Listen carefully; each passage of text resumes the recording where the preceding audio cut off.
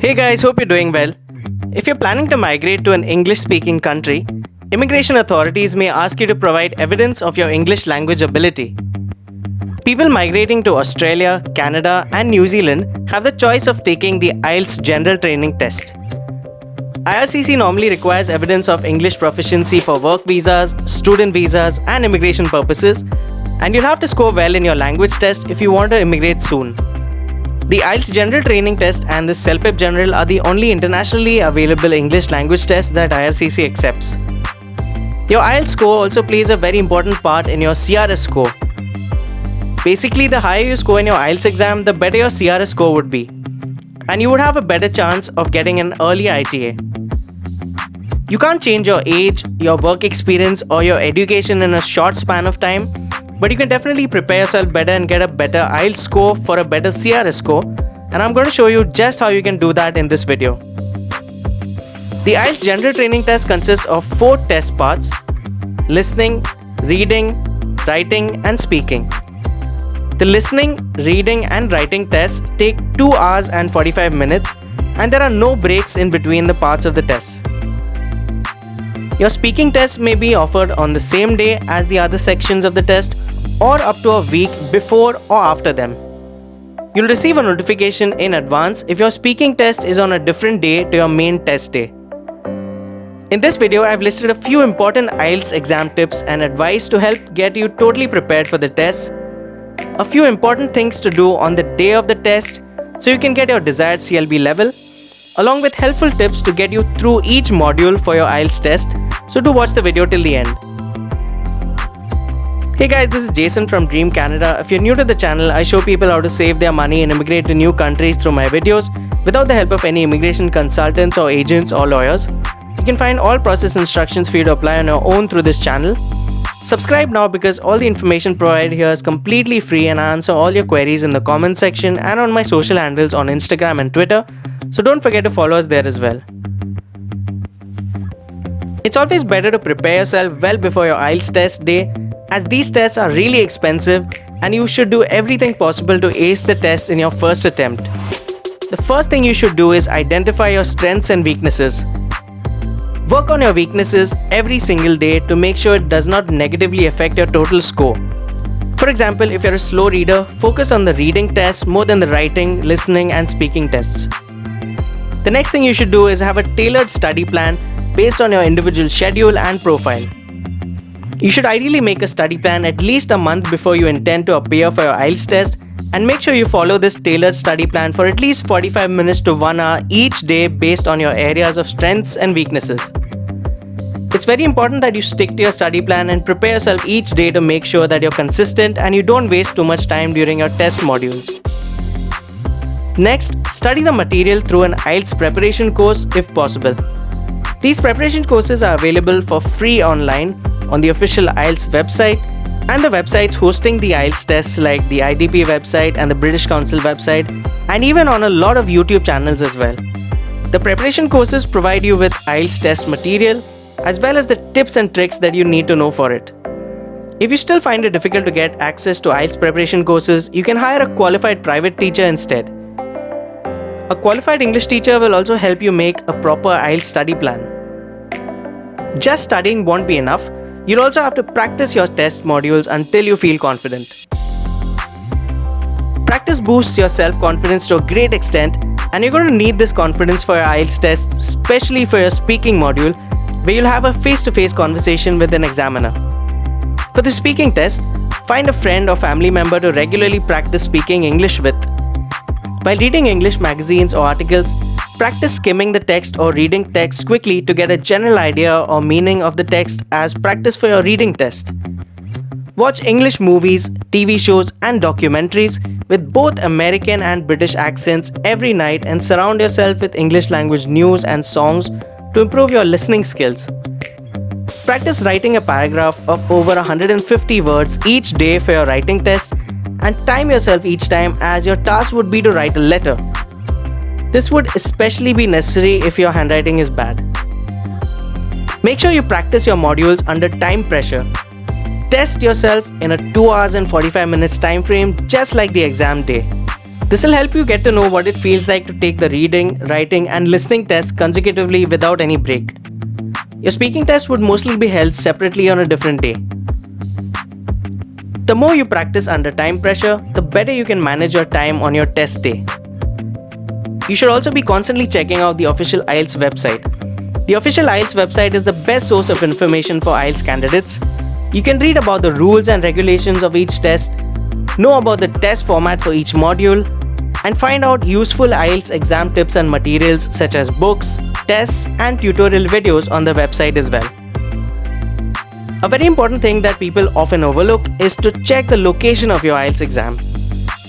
In order to be on time on the exam day, make sure that you know exactly where your IELTS test center is and find out how to access the location well in advance. Your confirmation email will provide you with timings, location, and procedures for the test day. You'll receive this confirmation email at least 3 days before the test, so you'll know exactly what time your test starts and where you have to be for it. Now that we've covered the preparation tips, let's have a look at what you should do on the IELTS test day. The first thing that you should be sure of is getting a good night's sleep before your test, as tiredness will directly affect your ability to concentrate. Breakfast is an important part of your day. Make sure you eat a good meal before the exam. Your brain definitely functions better when you're not hungry. Also be sure to wear comfortable clothing for your test. Wear appropriate clothing that won't distract you from concentrating on the exam. Don't wear clothes that are too tight or uncomfortable, and consider the fact that the exam room might be cold or warm, so dress in layers.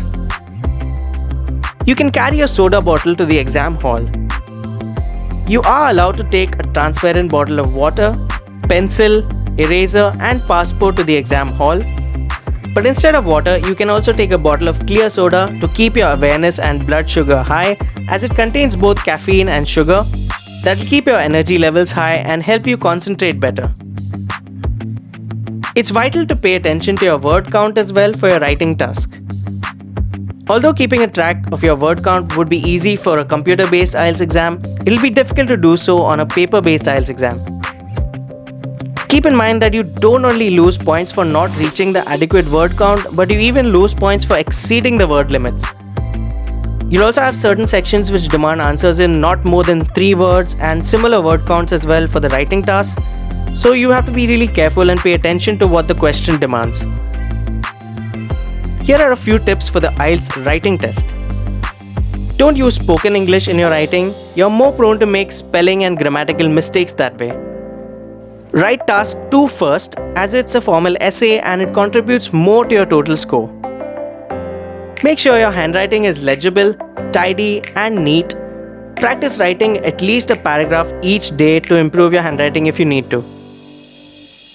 Here are a few tips for the IELTS speaking test. Now keep in mind, this will be your in-person interview round with an examiner. Listen to the questions carefully before you answer. Don't rush through your answers just to impress the examiner. Don't answer the question if you're unsure about what the answer is. You'll be marked negatively for a silly mistake like this. You can ask the examiner to repeat or clarify the question for you. Your IELTS speaking test is meant to be like a normal conversation between two people, so be confident and relaxed. Yes and no are not satisfactory answers in your IELTS speaking test. You need to show the examiner how good your English is. If you give very short answers, there's no way that the examiner can know how good you are with the English language. Therefore, you should try to extend your answers with explanations and examples. Here are a few tips for the IELTS reading test. Don't spend too much time on a question that you can't find an answer for. Move to the next question and get back to that other question if you have any time left towards the end. You'll have just 1 hour to complete 40 questions, so you must use your time wisely. Try and get each section finished in about 20 minutes. This will give you around 16 to 17 minutes to read and answer the questions and around 3 to 4 minutes to check your answers. Read all the instructions carefully before answering. Pay close attention to the instructions you're given, like answer in 3 words, etc., to avoid losing any easy marks. Remember not to panic. Some of the questions will be easy and some of them will be extremely difficult. The wrong thing to do is spend a large amount of time on a hard question. If the answer does not present itself, move on to the next one. It's important that you stay calm and keep your nerves under control. In many ways, IELTS reading is more of a vocabulary test than a reading test. The reason is that you need a wide range of vocabulary to understand the passages of text given to you. You must also have awareness of synonyms and paraphrasing if you wish to identify the information required to answer the questions correctly. Here are a few tips for the IELTS listening test. Skim the questions before listening to the recording, as you will get to hear your recording clip just once. It can be difficult to stay focused during your IELTS listening test, but it's also extremely important if you want to score band 7 or above. To improve your concentration, you need to practice active listening. This involves setting yourselves small tasks when you're practicing and actually doing something when you are listening, just like you'll be doing in your test. If you have any problem hearing the recordings, raise your hand and ask for help. Remember that the examiners are present to help you with any difficulty that you may have during your test. If your recording devices or earphones are unclear, again raise your hand and ask for help. Don't attempt to finish the test if you feel that the equipment handed over to you is faulty. Remember that you'll be paying a huge amount for your test, and it'll be really unfortunate to score badly because of faulty equipment.